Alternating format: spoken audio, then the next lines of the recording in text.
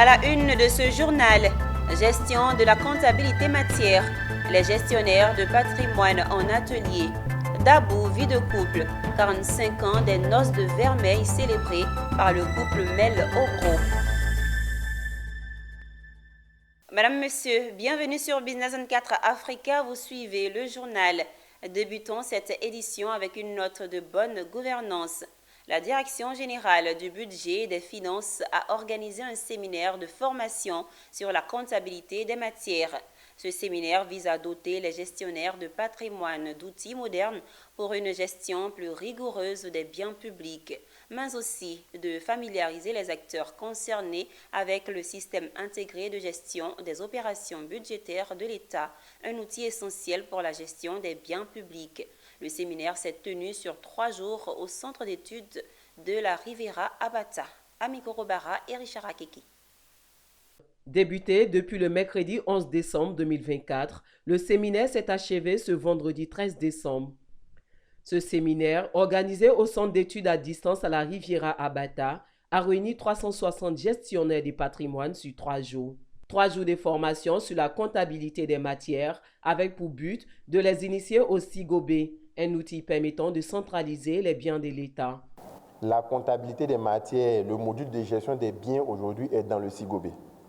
Voilà, donc on va utiliser le SIGOB et pour utiliser le SIGOB, il fallait que les différentes cibles puissent savoir quel est l'outil, comment le pratiquer pour aller plus rapidement.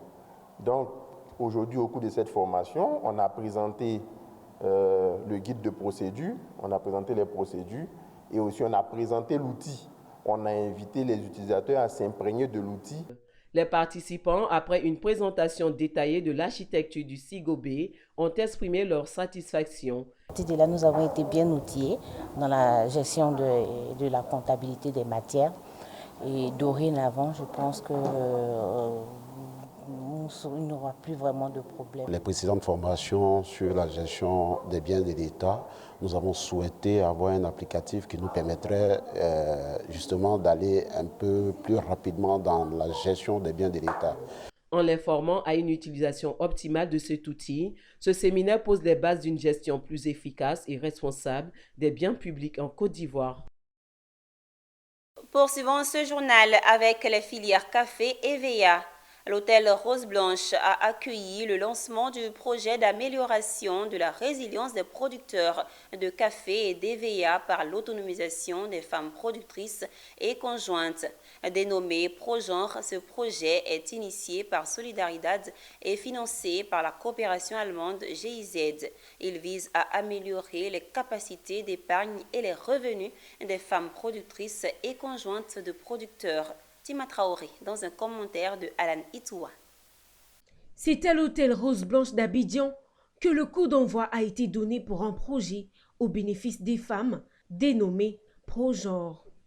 Il vise à améliorer la résilience des producteurs de café et des VA en renforçant l'autonomisation des femmes. Initié par Solidaridad et financé par la coopération allemande, cette initiative entend transformer les chaînes d'approvisionnement agricole. Il s'agit également de promouvoir le leadership féminin et de sensibiliser les communautés à l'égalité des genres. Et notre rôle en tant que Solidaridad qui a ce corps de métier, c'est de les accompagner à structurer ces associations de valorisation et d'entraide communautaire et leur permettre, in fine, de mettre en place des activités génératrices de revenus.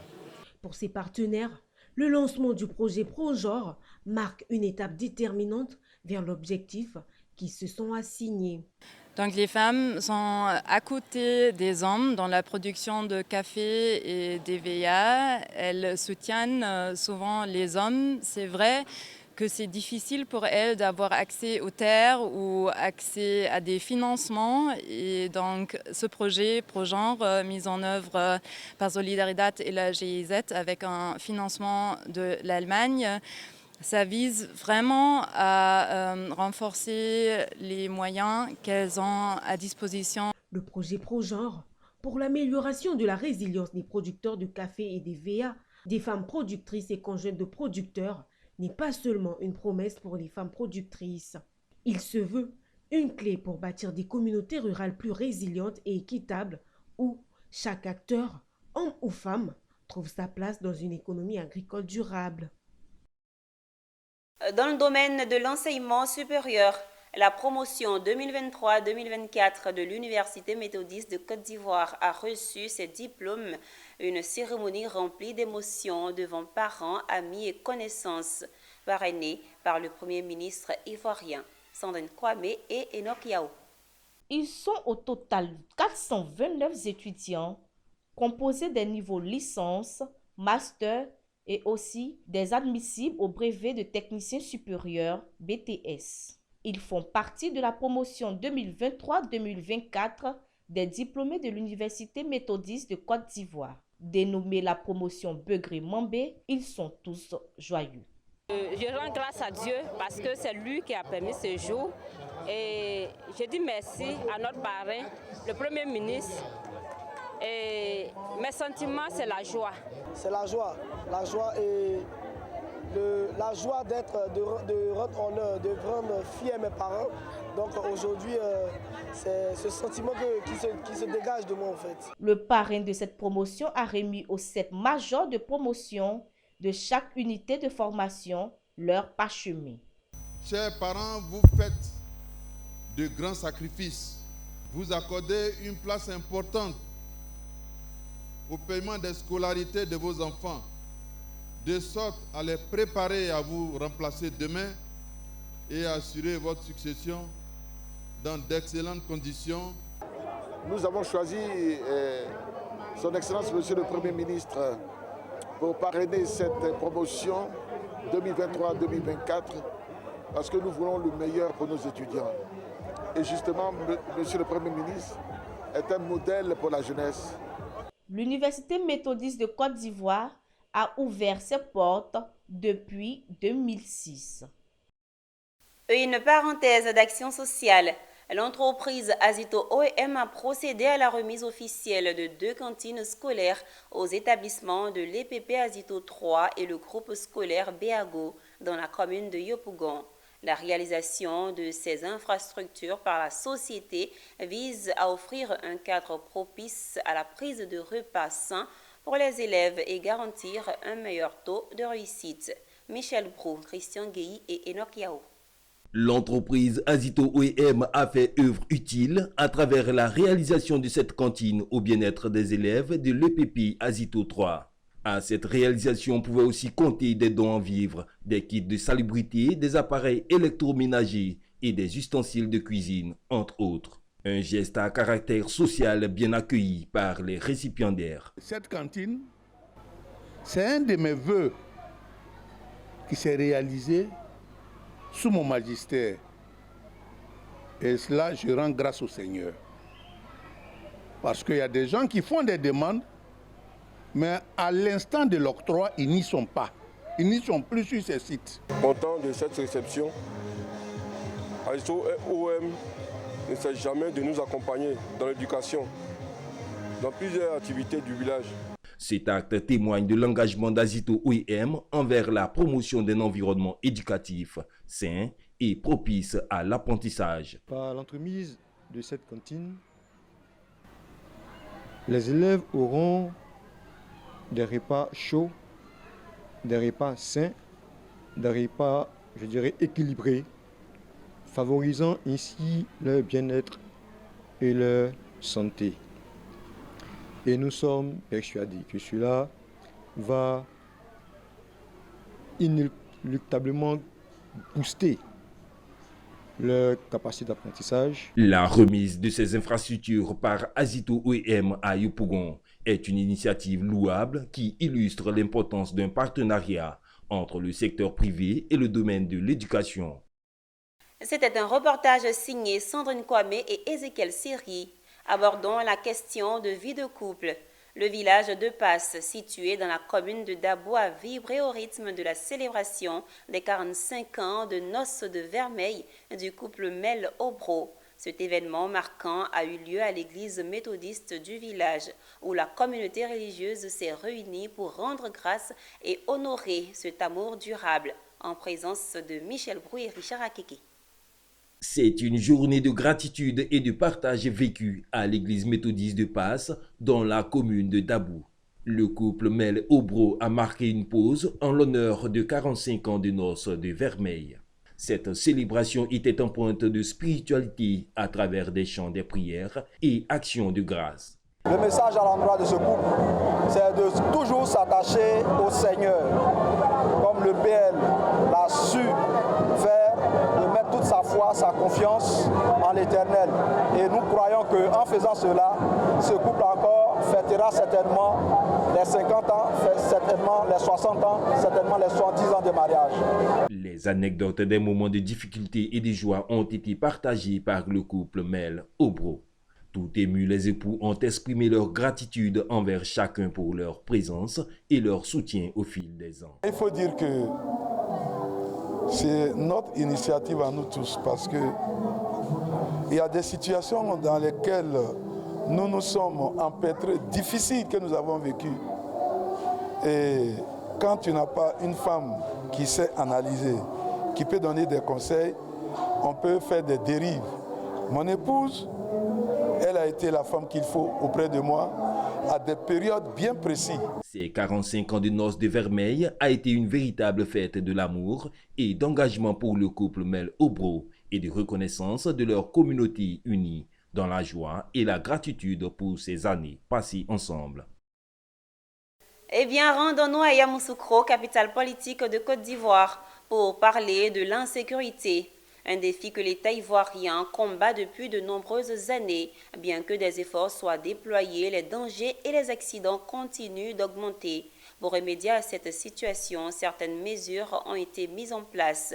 Du 3 au 10 décembre 2024, le ministère des Transports a lancé la 23e édition de la Semaine de la sécurité routière, axée sur la protection des usagers vulnérables, avec l'objectif d'une fin d'année sans accident. Charles Kouakou dans un commentaire de Pierre Tebeu. À Yamoussoukro, plus de 50% des déplacements se font à pied, exposant de nombreux usagers au risque d'accidents sur la route, surtout à l'approche des fêtes de fin d'année. Par conséquent, il était impératif que le ministère des Transports s'engage auprès des populations pour les sensibiliser à l'utilisation responsable des véhicules et aux bonnes pratiques de la route. On a remarqué que 50% de tout ce qui se fait comme déplacement dans notre pays se fait à pied. Et donc les piétons ont le droit d'utiliser les chaussées, mais sur le trottoir. Et comment traverser d'une rive à l'autre, d'un côté à l'autre de la route. Je voulais demander à la population de Yamoussoukro de faire en sorte de respecter les consignes de sécurité avant de traverser les routes. C'est-à-dire regarder à gauche et à droite avant de traverser la route, traverser sur les passages cloutés quand ils existent, mais directement, sans courir. Cette initiative est soutenue par la direction régionale de la jeunesse de Yamoussoukro. Nous sommes là pour pouvoir demander aux populations de Yamoussoukro de suivre les consignes. Les jeunes ont été formés par le DR de transport et appuyés par la direction régionale de la jeunesse. Venir donner pour pouvoir appuyer et dire aux populations de suivre les consignes, surtout les conducteurs des engins à 2 roues et à 3 roues. Cette campagne vise à réduire significativement le nombre de victimes d'accidents de la circulation. Direction Korogo, où la mutuelle Weignon Fergès a fait don de kits scolaires aux petits élèves, ainsi que du matériel didactique aux élèves de 4 villages environnants. C'est une action pour accompagner les petits-enfants dans leur scolarisation, mais surtout soulager les enseignants et les parents d'élèves dans les difficultés. Weignon Fergès fait don de kits scolaires aux enfants. 350 enfants de Ferkessé-Dougou et leurs parents en joie. La cause, ces petits élèves ont reçu des kits scolaires. En plus de ce don, les écoles de 4 villages ont reçu du matériel didactique. Ce sont là des actions de la mutuelle de développement de Ferkessé-Dougou Weignon Fergès qui vise à appuyer tout l'écosystème éducatif et à encourager la scolarisation des filles, gage de développement national. L'objectif de cette action, c'est, comme je le disais, encourager la scolarisation des enfants au nord et surtout la scolarisation de la jeune fille. Parce que nous nous sommes rendus compte que la jeune fille souffre encore des pesanteurs de la société. Ce geste vient renforcer les actions de l'État et est apprécié à sa juste valeur par les cadres et les autorités locales. Ce sont nos frères, ils sont en mutuelle, ils ont décidé de venir aider nos parents, les enfants. Parce qu'en période scolaire, pendant la rentrée scolaire, nos parents ont des difficultés. Et aujourd'hui, nous sommes fiers, nous sommes heureux, nous félicitons, nous encourageons en tout cas l'action de la mutuelle Ofalo-Oignon. La mutuelle Oignon-Fergès, faut-il le souligner, œuvre essentiellement dans le domaine de l'éducation, la santé et la sensibilisation. À Boaké, l'impétrant Kofi Konan Emmanuel arbore désormais le grade de docteur en tradition et littérature orale en lettres modernes, un grade obtenu à l'issue de sa soutenance de thèse de doctorat à l'université Alassane Ouattara de Boaké, où il a récolté la mention très honorable avec les félicitations des membres du jury. Son travail de recherche a porté sur Contes et société, la représentation de la société Blo à la lumière de ses récits traditionnels. Une présentation de thèse suivie par Emmanuel Bonzo, notre correspondant régional.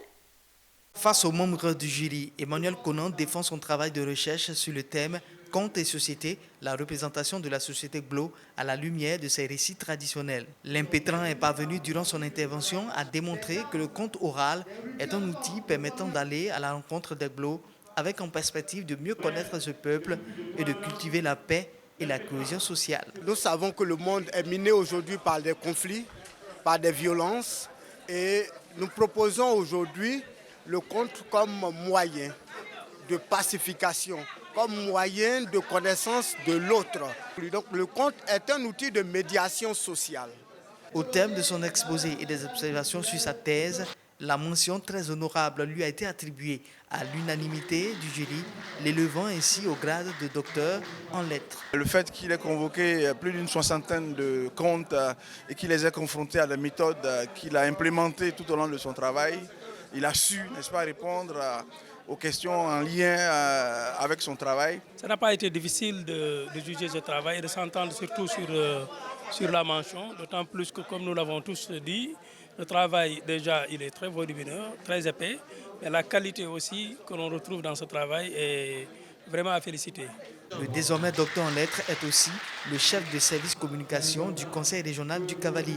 Il dédie à cet effet sa thèse à la ministre d'État Anne-Désirée Ouloto.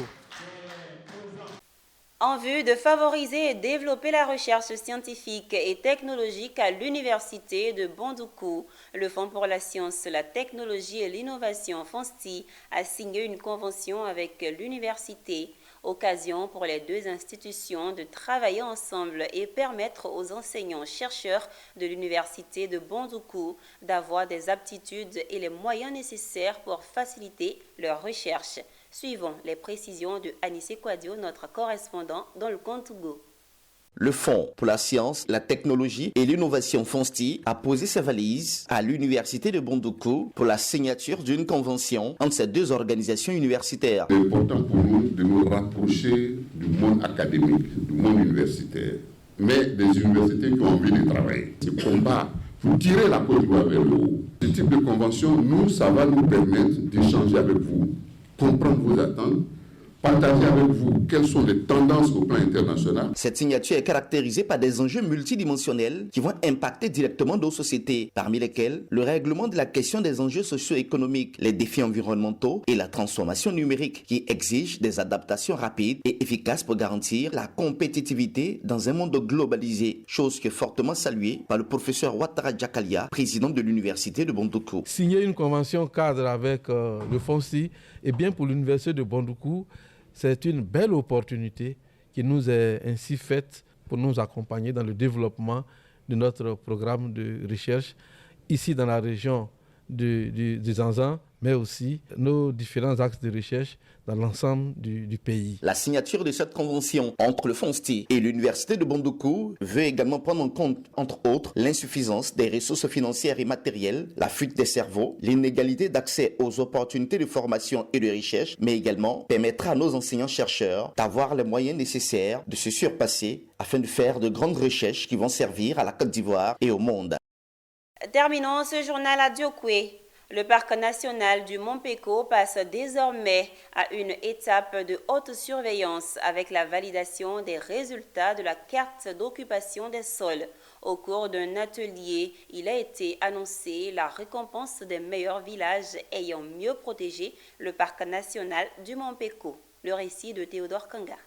Cet atelier de validation des résultats de l'état d'occupation des sols du parc national du Mont Peko a réuni autorités administratives et traditionnelles. Cet atelier a permis de définir clairement les limites du parc et de valider son état d'occupation. Il marque une étape importante dans la préservation du parc national du Mont Peko. Parce qu'il a été beaucoup infiltré. Aujourd'hui, il y a une certaine évolution et les chiffres sont encore préoccupants, mais nous pensons qu'il y a une évolution en ce sens qu'il y a une reconstitution de certaines catégories. Un concours inter-village intitulé Prix Vert sera organisé pour encourager la protection du parc. Cette année, il y a le Prix Vert qui est prévu. On a fait un CGL extraordinaire pour le lancement. On a dispatché les critères, donc bientôt on va sélectionner le lauréat de cette année. L'année prochaine encore, il y aura l'édition des prix verts. Donc c'est un prix de 10 millions pour le village. Le travail accompli par les agents de l'OIPR et la validation de la carte d'occupation du sol a été salué par Foulé Kwame, sous-préfet de Bagogo, représentant le préfet de région. Cette carte servira de base pour évaluer l'état actuel des sols, mais et surtout identifier les zones de conflit et orienter les efforts de restauration écologique. C'est la fin de ce journal proposé par l'ensemble de la rédaction. Merci de l'avoir suivi. Les programmes se poursuivent sur Business Zone 4 Africa, la télé utile.